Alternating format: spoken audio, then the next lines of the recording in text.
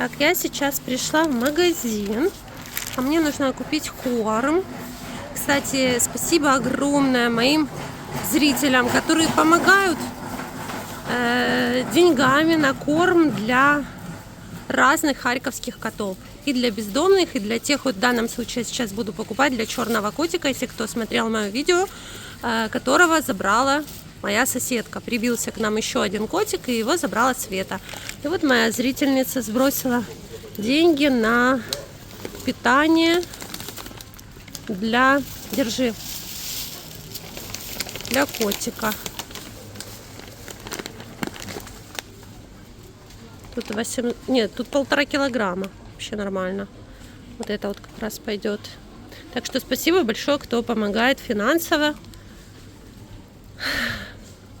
Кто не безразличен к судьбе хвостиков. Здесь такая красивая слива по 45 гривен. Очень большая, очень крупная. И вкусная. А груши почем? 70 и 80. 70 и 80. А яблочки? 40. 40 гривен. Снова. Сейчас. Здравствуйте. Здрасте. Это вам от подписчиков и Спасибо. денежка. Это передала моя подписчица. Спасибо большое. Это котикам вашим. Ага. Ой, Няша, Няша, Няша. Это Няша. Это Няша другой. Это тоже найденыш, но это не тот, который в этот раз. Это в прошлый раз. Это давно найдем. Красавчик, да. Кс-кс-кс. Так, сейчас я хочу показать юку. Может быть, сами выкопаете. А я сумею ее Да, ради выкопать? бога. Берешь лопату и колупаешь. Боже, какой ты хороший, не Сами бойся. я собираю. Умничка. Вот это юка. Вот так. Мгм. Присела на лавочку отдохнуть на пару минуточек. И как раз хочу вам рассказать. Пришла сегодня знакомая ко мне, к нам. Подошла. Она как раз во время того, когда были прилеты, мы сидели на барахолке, вы все видели, а она в этот момент была на центральном рынке, вот где-то, я так понимаю, возле метро, где-то где продукты. В общем, когда начались обстрелы, все люди, когда услышали взрывы на центральном рынке, началась паника, она сказала, начали все в рассыпную, кто куда бежит, толкаются.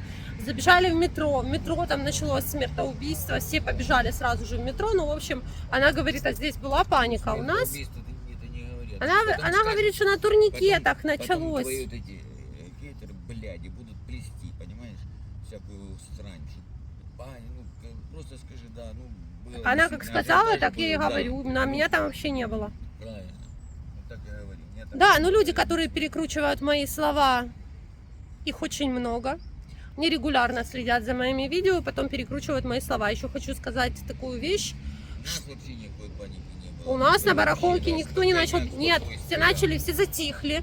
Все начали звонить, единственное, что знакомым. Я Родным, говорила, начали звонить родным все, спрашивать, как у вас. Кто-то был на барахолке, а кто-то, естественно, оставался дома. У многих дети оставались дома, родители. Естественно, все начали обзванивать друг друга, звонить, что, как, это не к нам, куда. Паники не было. А вот там вот на продуктах питания, не знаю, началась паника, все побежали в метро, по крайней мере, так рассказала Лена. Она спросила, а как было здесь у нас. Так что вот так. Еще хочу сказать пару слов по поводу...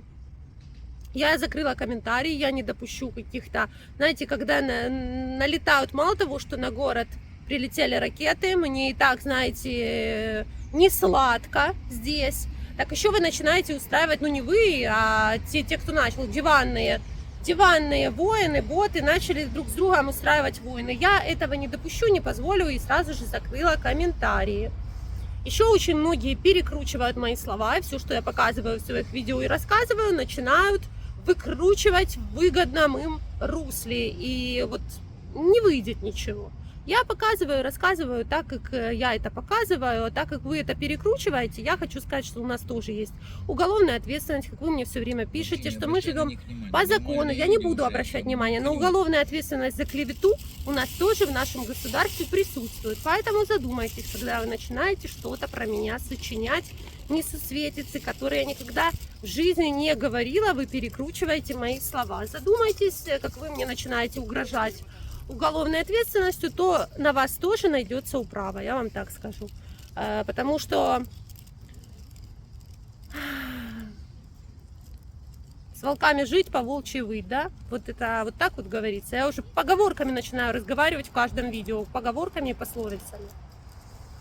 Еще хочу рассказать вам очень интересную историю, которая случилась на днях. Это беспрецедентный случай, когда справедливость восторжествовала, но это все произошло с длиною и ценою в несколько жизней.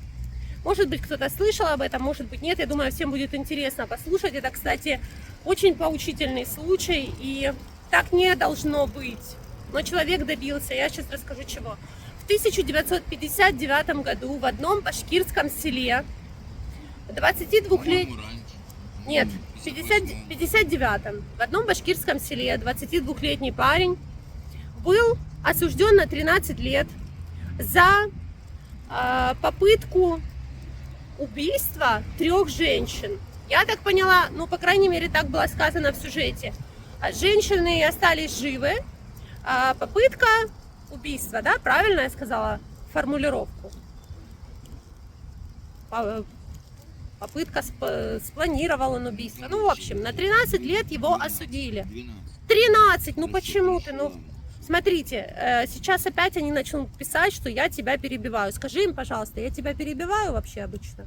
Ты чем-то недоволен? Скажи, пожалуйста, потому что я не могу уж это терпеть. Нет, ну ты влазишь в разговор, бывает, это, но у нас это как бы...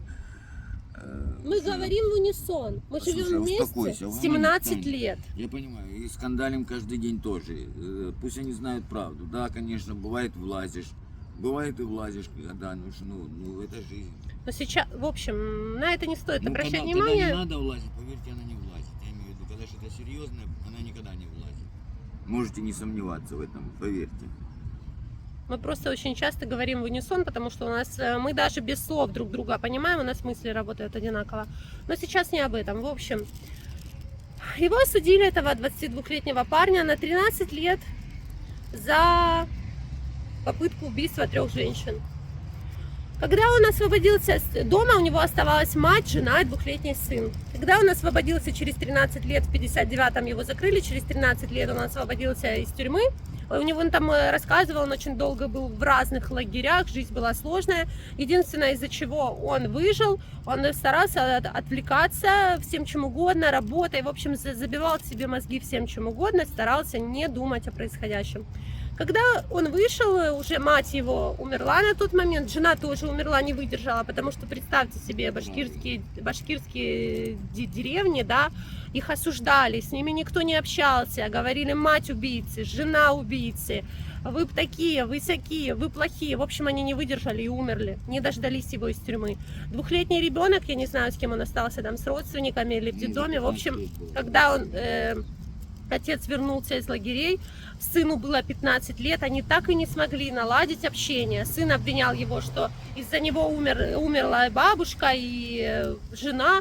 В общем, он дал себе такой зарок, пообещал себе, что он добьется справедливости любой ценой. Во что бы то ни стало, он добьется, и он будет жить, пока не докажет, что он ни в чем не виноват. Вот с тех пор он судился по 2023 год, шли суды. Он сумел доказать свою невиновность. Человек, его сосед, который пытался этих женщин убить, написал на него донос еще в 59 году, что это сделал он. Он его оболгал. Еще в 59 году он сочинил, чтобы на него не подумали, он написал на своего соседа, порядочного семьянина, отца, мужа, сына. В общем, написал на него донос. Его осудили. В общем, этот старикашка уже, ну, они были одного возраста, я так понимаю, но в старости он уже признался. Он написал чистосердечное признание, что он написал донос тогда в 59 году. Что это он их пытался убить, резал, да. Вот такая вот история. Человек добился, сейчас ему 86 или 7 лет, он добился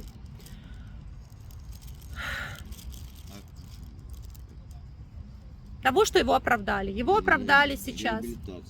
Его оправдали, да. Ему компенсировали, он запросил 450 миллионов, ему компенсировали 31 миллион, сейчас ему 31. Почему ты сегодня в каждом моем слове 59-й, 58-й, 22, 21?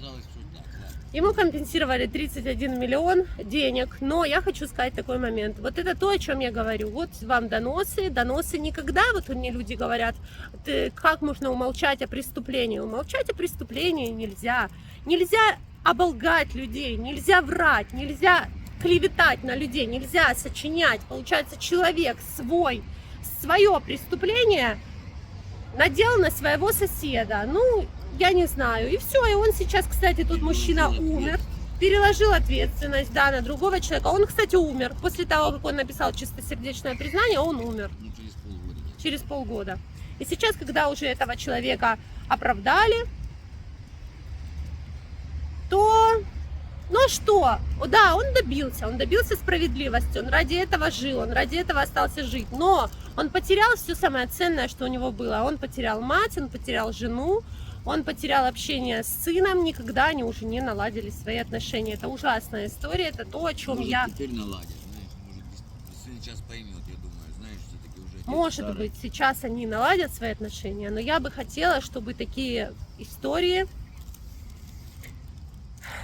все-таки не повторялись никогда в жизни. Я думаю, что еще у нас много людей на свете, да, это ж он добился справедливости. А представь, сколько людей вот так и не добились справедливости. И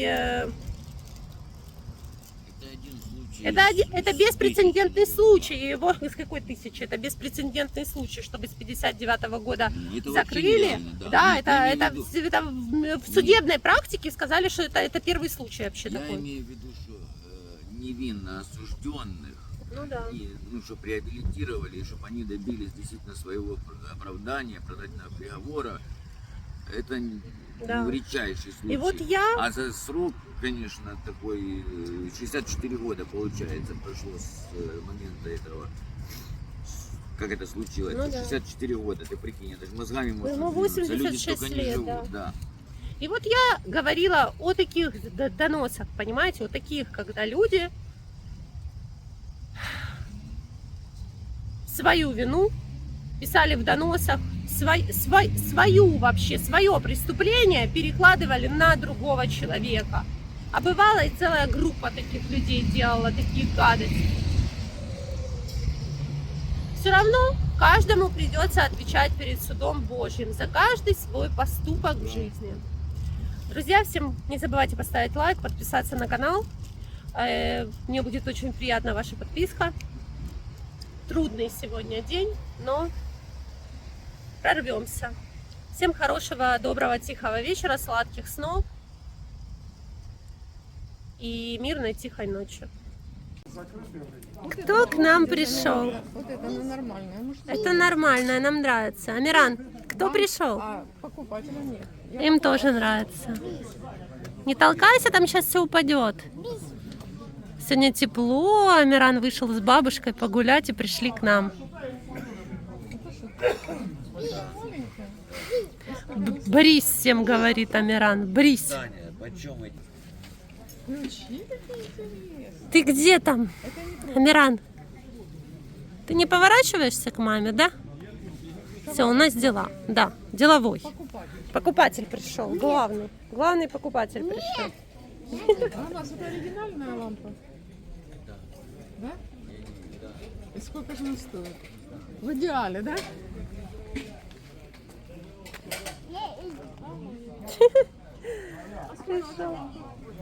На мису эту. Ты мне Мишу отдаешь? Да, Да зачем ты в него вцепился? Вцепился в старого Мишку. Он тебе нравится? Лайк. Да? Красивый Мишка. Своей мисой. Старый Миша. А? Не нужен своей мисой мне. Не нужен тебе старый Миша? Да, но я не нужен. А зачем ты его взял тогда? Я Да.